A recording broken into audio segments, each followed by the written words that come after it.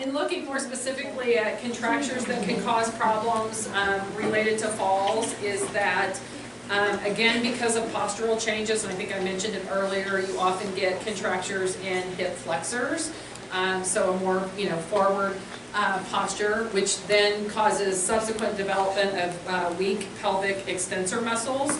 And you can then get the hyperlordosis as a result of that. So gluteal muscles tend to be quite weak in the elderly population. So just, I even talk about just moving from sit to stand and making sure you're in an upright posture. All of those things, just typical activities throughout the day. Not that they have to do powerlifting or weightlifting, but anything to keep hip extensors strong helps not only in the gait cycle, but also in posture. So if you have somebody, as I mentioned earlier, that relies on an assistive device, whether it be a handheld like a walker or cane crutches, that tends to be more forward, and so they have a tendency to flex forward at the hip. So just making sure that we remind them, even though you're using a walker, they need to try to keep their hips as extended as possible. And then if they use a wheelchair or, again, spend a significant amount of time in a sitting position or in a bed, we have to worry about not only hip flexion, but also knee flexion contractures that will play into their balance and posture in standing. So contributors to muscle weakness, proximal muscle weakness that you see, again, will result in a waddling gait that you can see when there is any type of softening on the bone that may be related to a vitamin D deficiency. Pajama Network.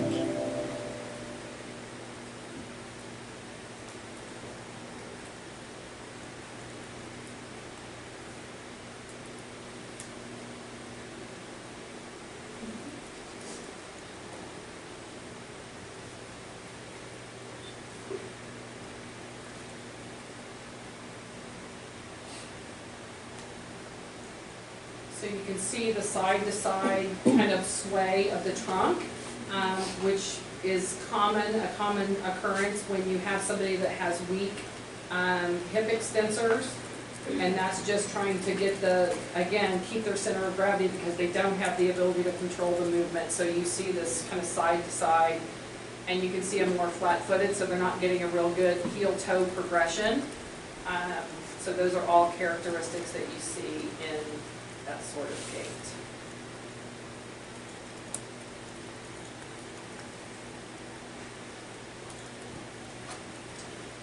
And then you also get, you can have distal muscle weakness, and we viewed some of this when we were talking about the diabetic foot, because you'll have some sort of peripheral neuropathy. So you have that foot drop or the high stepping gait that we'll watch again so you can remind yourself what it looks like.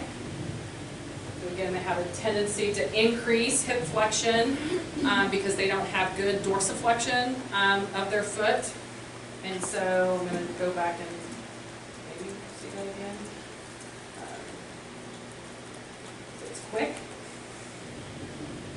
Again, you can see them actually increasing the hip and knee flexion as they swing through to make sure that their foot clears the ground. So that's a high stepping gait.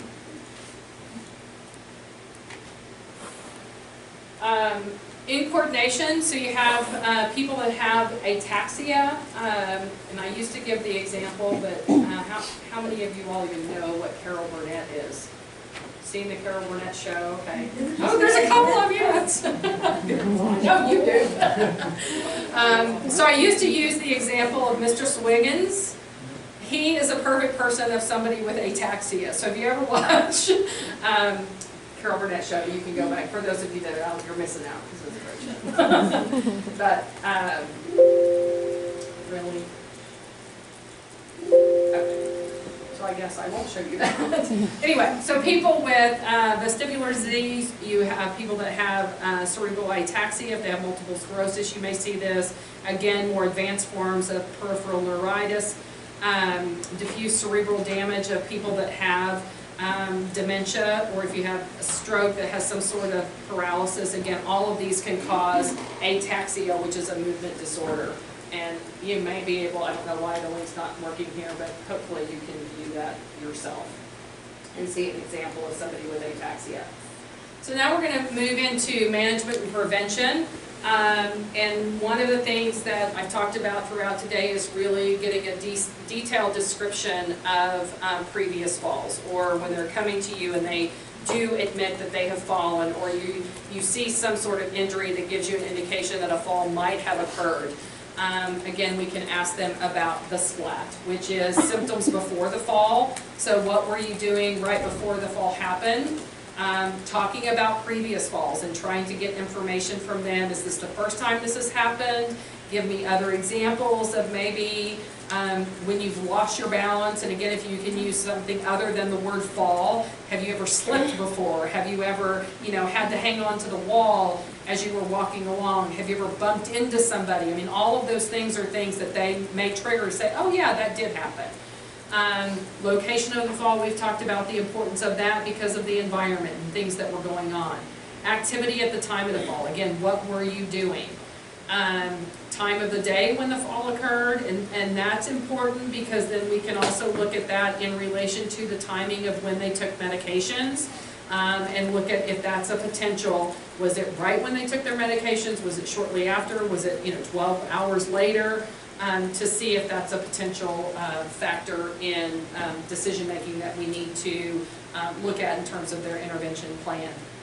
And then trauma that's acquired from the fall. So all of those will give you clues about how severe the patient's condition is and what steps we need to take to not only manage maybe the things that occurred as a result of that, but how do we prevent that from occurring again.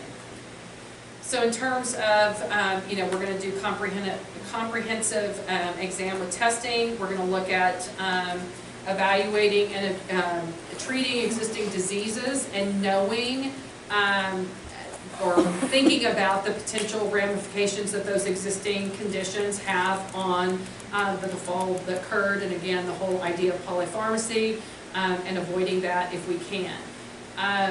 The other thing is, if they have experienced a fall, we want to provide some sort of pain relief, and I'm going to be a strong advocate here.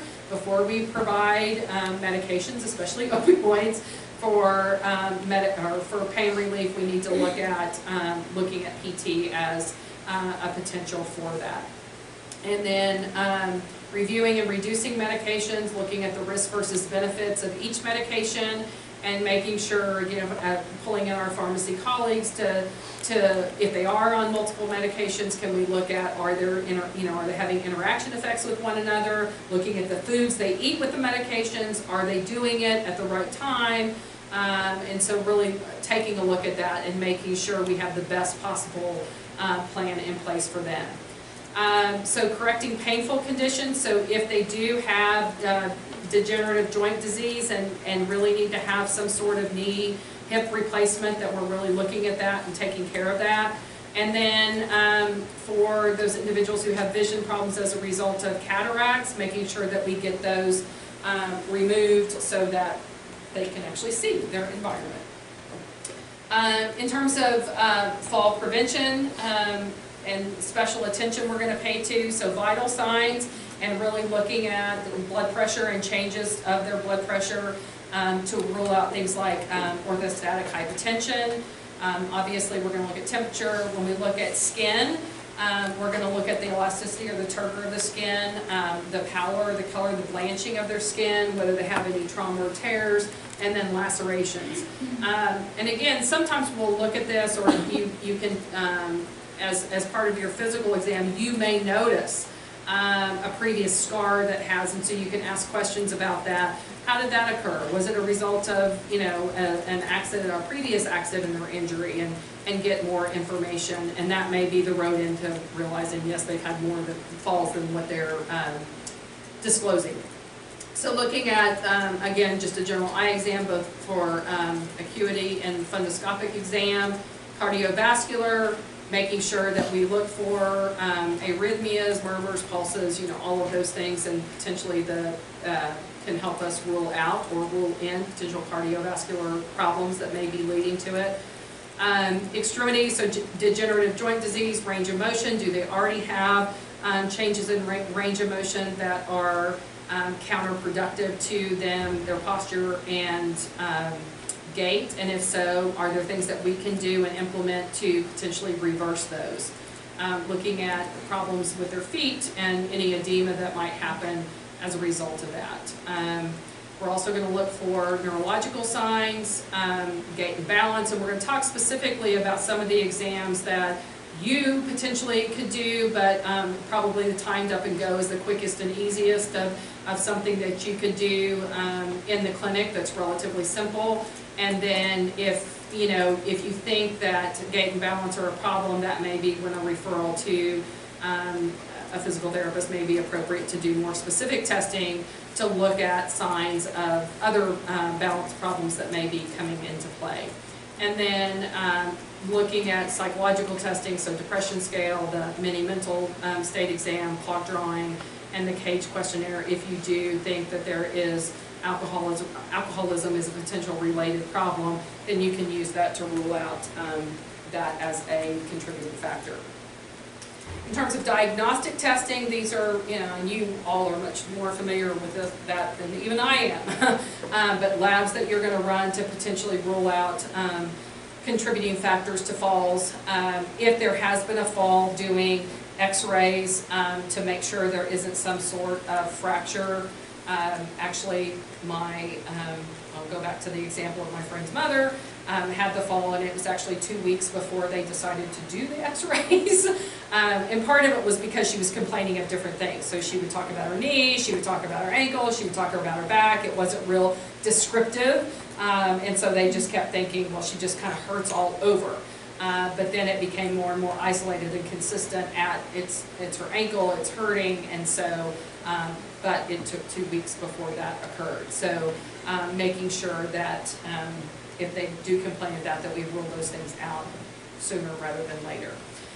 If they have some sort of, you're concerned that they may have hit their head on the way down, then doing, CT, MRI of the brain. Obviously, you're going to do that if you've ruled out other pathology, and if, your clinical findings really warrant that I think there's something going on here. It's not that you're going to order it for everybody who falls. And then if you're concerned about osteoporosis, then looking at some sort of bone density scan or a DEXA scan, so you can figure out really at what level are they, and what do we need concerned about, and is it throughout their body, is it located to specific spots. So in terms of other diagnostic testing, we talked about gait and balance, so timed up and go is the easiest one. There's also the clinical test of sensory interaction and balance, Berk, the Tonetti, the dynamic gait index. So traditionally we administer shorter tests first, like the tug. If we see problems, then we may continue to look at other things. So if we think we have balance concerns, then we're going to move on and look at administering longer tests, such as the Berk, to help us really kind of isolate where the problem is within their balance, the systems that could be contributing to that, and that way we can focus our intervention in the appropriate area. So in the timed up and go, have you all talked about the timed up and go yet? Okay, good. So basically what is the timed up and go is you give the individual instructions that you're going to record the time it takes the person to rise from a chair without using their arms. So you have them sitting in a chair. They're going to walk 10 feet, turn around, return to the chair and sit down. And you're simply timing the amount of time that it takes them to do that. Watch a video. The timed up and go, or tug, tests functional mobility. To perform the test, you need a chair and a stopwatch, or a wristwatch with a second hand. Have your patient start by sitting in the chair, feet flat on the floor, one foot slightly in front of the other, and hands on the armrests of the chair. Put a line on the floor 10 feet or 3 meters away. Ask your patient to stand up from the chair and walk at a normal pace to the line on the floor when you say go. When she reaches the line, she should turn around, walk back to the chair, and sit down. Be sure to start timing on the signal go, and even if your patient has not started to move. and stop timing at the moment she sits back down in the chair.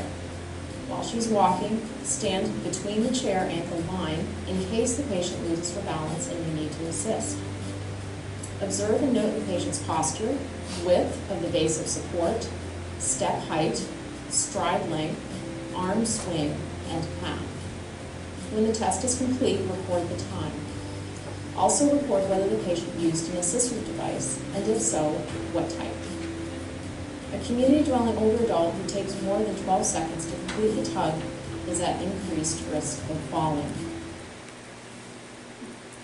So you notice on that, she talked about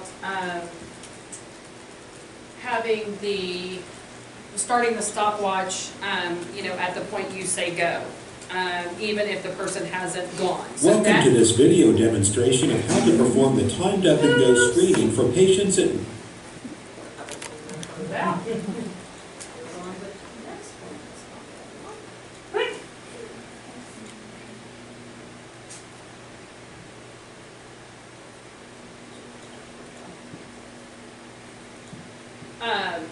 So they talked about starting. So that gives you an indication of kind of their processing speed. So again, how can they take a direction, and then, how long does it actually take them to think about, okay, I need to get up and I need to go. So it gives you lots of information. If it's 10 seconds before they actually move into a standing position and begin, then you start thinking, okay, there's probably maybe some cognitive, slow motor processing, and you can do some additional testing to help rule those things out.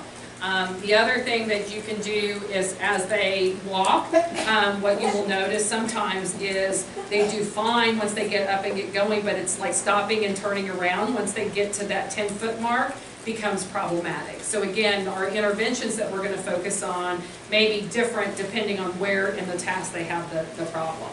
So the tug is going to help us determine the risk of fall.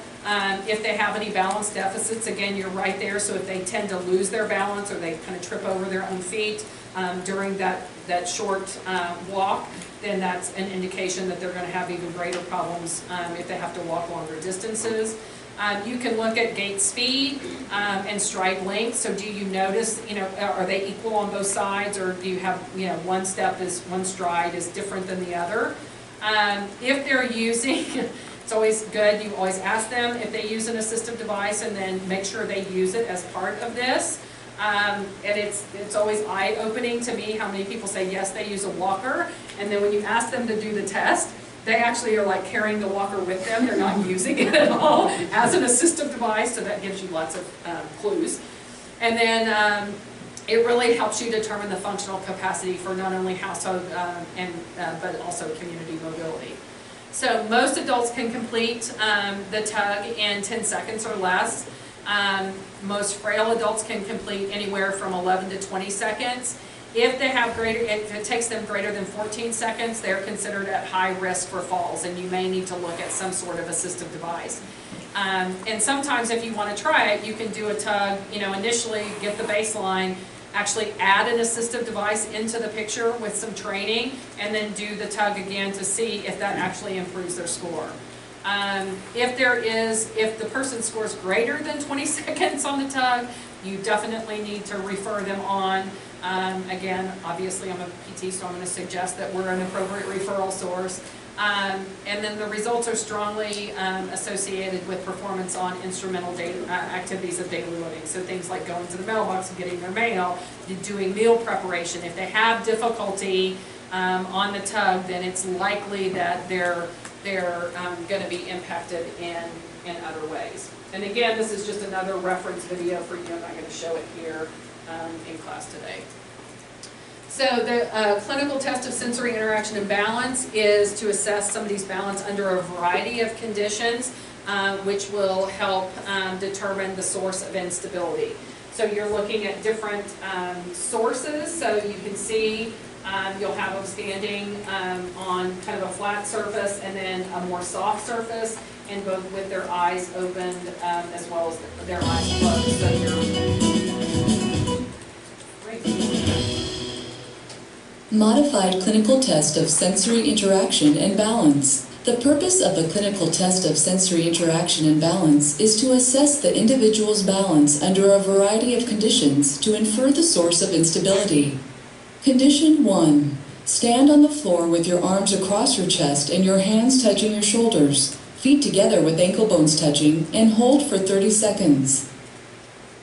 Condition 2. Stand on the floor with arms across your chest and your hands touching your shoulders, feet together with ankle bones touching with your eyes closed, and hold for 30 seconds.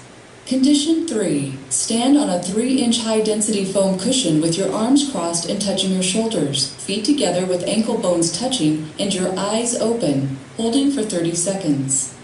Condition 4. Stand on a 3-inch high-density foam cushion with your arms crossed and touching your shoulders, feet together with ankle bones touching and your eyes closed.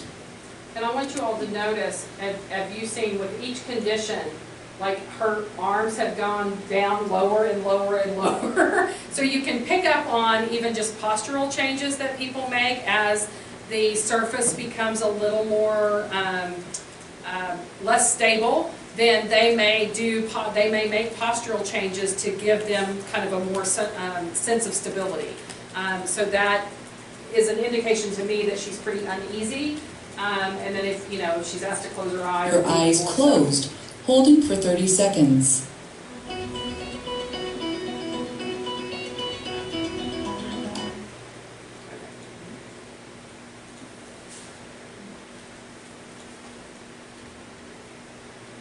So the Berk balance test is a 14-step test that measures the risk of falling in the elderly. And you can see that basically it's going to go through a series of tasks, and a score of 45 or less means that the person is at greater risk of falling. A score of 40 or less is the person is a significant risk of fall. And 36 or less is fall risk close to 100%. So it's almost a guarantee, like this person is going to fall at some point in time. The score of 50 to 56, usually those individuals do not require assistive device, so you can use it in terms of, do we need to add an assistive device in for this individual to help provide stability, or can we do without it? And then 47 to 49, usually no mobility device for indoors, but they might use something for more outdoor, again, when the terrain is going to be more varied and less predictable. And then 45 to 47, safe mobility with cane indoor and outdoor. And then 41 to 44, we usually are looking at some sort of front wheel walker or some sort of handheld walking device.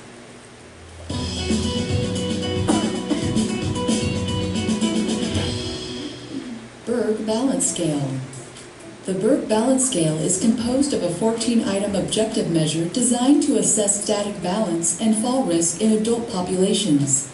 The Berk Balance Scale tests non-vestibular balance and functional mobility through 14 static and dynamic activities of varying difficulty.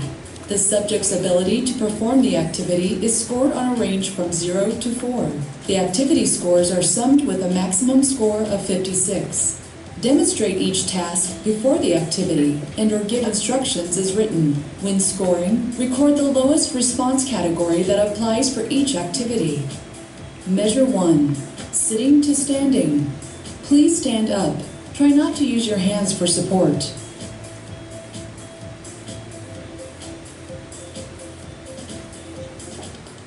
Standing unsupported. Please stand for 2 minutes without holding. If a subject is able to stand 2 minutes unsupported, score full points for standing unsupported. Proceed to measure 4. Measure 3. Sitting with back unsupported but feet supported on floor or on a stool. Please sit with arms folded for 2 minutes. Measure 4. Standing to sitting. Please sit down. Measure 5. Transfers. Arrange chair or chairs for a pivot transfer. Ask subject to transfer one way toward a seat with armrests and one way toward a seat without armrests. You may use 2 chairs, one with and one without armrests, or a bed and a chair. Measure 6. Standing unsupported with eyes closed. Please close your eyes and stand still for 10 seconds. Measure 7. Standing unsupported. And why are we looking at with eyes open and eyes closed? Okay, and what sorts of things are you looking for when are you observing for, like what changes might you see with their eyes closed? So more sway, they may actually, I was actually one of those kids, my mom at church, she'd say, close your eyes, but when I close my eyes, I am like all over the place, so I'm like, I'm praying, Mom, I've just got to keep my eyes open. So, but you do, you notice more sway, and you may actually see postural adjustments that they make. So you may see a step forward because with their eyes closed, and that shows you how much are they dependent on their visual system. I am very dependent on my visual system. And if I can keep my eyes open, I'm okay. But if I have to close my eyes to try to make, I'm in trouble. So it's definitely something you want to watch for. With feet together. Place your feet together and stand without holding. Measure 8. Reaching forward with outstretched arm while standing. Lift arm to 90 degrees. Stretch out your fingers and reach forward as far as you can. So this here, we're really trying to determine how far outside their base of support can they get and realign their posture without doing some other sort of either postural, stepping forward or without losing their balance.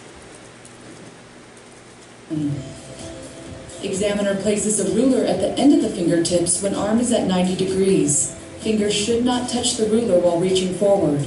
The recorded measure is the distance forward that a finger reaches while the subject is in the most forward lean position. Measure 9. Pick up object from the floor from a standing position. Pick up the shoe or slipper which is placed in front of your feet. Measure 10. Turning to look behind over left and right shoulders while standing. Turn to look directly behind you over toward left shoulder. Repeat to the right. Measure 11. Turn 360 degrees. Turn completely around in a full circle. Pause. Then turn a full circle in the other direction.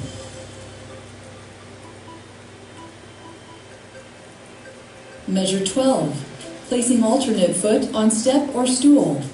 While standing unsupported, place each foot alternately on the step or stool.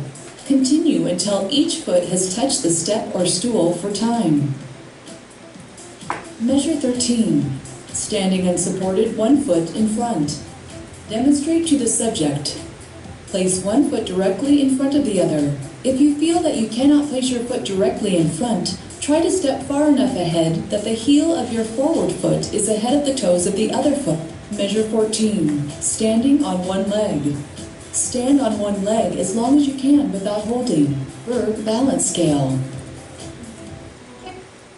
Okay, so again, that's going to be for somebody that we've done maybe an initial screening that we really are concerned about balance so we're going to go through all of those and try to really look at, is it again a visual system, is it single leg stance that is creating challenges for them, is it more vestibular, so do they lose, when they go to pick down or positional changes as they're transitioning from one position to another. All of those are going to give us indications about potentially the systems that are impacted and may be causing their losses of balance or falls.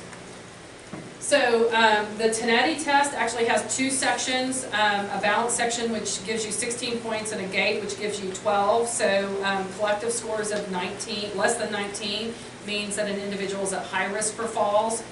Scores between 19 and 24 indicate some risk. And again, this is something that's going to help be used to determine whether they need an assistive device or potentially may need to go to some sort of referral. So you have the measure, hopefully the link will work for you. I did test all these links out before. And on my computer, but I don't know. Anyway, now I'm going to end the spin cycle.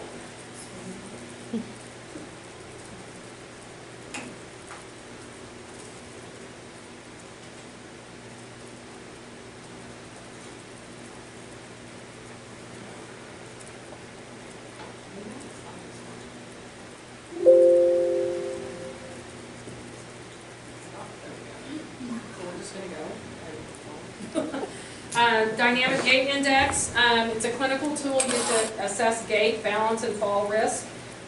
Again, it includes 8 functional walking tests that are performed. Each is scored on a scale of 0 to 3. So 24 is the highest possible score, and scores of 19 or less are related to increased risk of falls. Again, that's a PDF that's just showing you the scoring, and given what I just experienced, I'm not going to try to open it again. If you can't access those, then let me know, and I'll get the PDFs for you to have as a resource. So, management and prevention in terms of modifying external fall risks. So we talked about earlier, I mentioned environment and getting information about the environment. So you can see, you know, in the upper picture, looks like a relatively decluttered or uncluttered environment, but has an animal. Animals are, for the elder, can be potentially a fall risk. And so, not that we're going to have people get rid of their animals, but just to be cautious about that in terms of how they may get under somebody's feet. And so making sure that they, you know, try to give commands that as they're moving from sitting to standing, making sure the dog's in a different location, or animal, not just dogs. But also decluttering the area and making sure visually they're able to see kind of around and through where they're going. So things like removing throw rugs. If they have any carpet that is coming up, so making sure carpet edges, you know, if the stays that are on there, that it's tacked down well so that they're not at risk. If they don't clear their feet, they don't actually drag it and get caught up on that. If there are any repairs in flooring, so if they have loose tiles, those sort of things are going to be related to fall risk. Again, removing any clutter. If they don't have good lighting, to talk about the addition of either natural light in the environment or lamps, those sorts of things. Night lights, especially at night, a lot of times when they get, you know, are getting up from bed and going to the restroom, that may be where falls occur because they actually can't see, and they avoid unnecessary trips in the environment. So installing night lights. And then in bathroom situations, which is again where we see lots of falls occur, we can look at installing handrails, grab bars. If they have difficulty getting up and down off the toilet, then doing some sort of raised toilet seat to actually, so they don't have to. And if they've had a hip replacement, that's going to be kind of a standard that's recommended, because they don't have enough hip flexion to be able to sit on a standard, to get up and down from a standard height toilet. Eliminating low chairs, that's, you know, if they have recliners in there, looking at the height of it and looking at the ones that come sit to stand that may be available. If they, you know, hardly anybody does wax floors anymore, but if they have, even wooden floors though, if it's been newly cleaned and waxed, then those are going to be more slippery than ones that are more weathered. And so just making sure you pay attention to that. Using rubber mats in the tub and shower, again, to getting in and out, to try to provide a non-skid surface. If there are cracks in the sidewalks, or, you know, in the around the home, making sure to get those repaired. Nowadays, keeping phone within reach, which is not near the problem that it used to be when we were dealing with landlines, but just about everybody has a cell phone these days. And then looking at lever door handles as opposed to ones that they have to grip. You can look at all sorts of adaptation. And again, pets can be a fall hazard, so we just need to pay attention to that and make sure that they're aware of where the pet is as they're moving in and out of various positions. So in terms of modifying the environment and things that we're going to do as part of rehabilitation is really encourage training and balance, gait, transfers, and strengthening. So we're going to look at weak musculature. Most often it's the extensors, the spinal extensors, as well as hip extensors, and making sure that those muscles are of appropriate strength to help with their posture. In balance, we'll be doing lots of single leg stance activities to actually, and that's going to increase probably strength and more distal musculature. Looking at gait over a variety of surfaces. So again, they may be fine when they're on, you know, a smooth surface, but as they move outdoors, we're going to challenge their system to more uneven and varied terrain. Also walking at a quicker pace.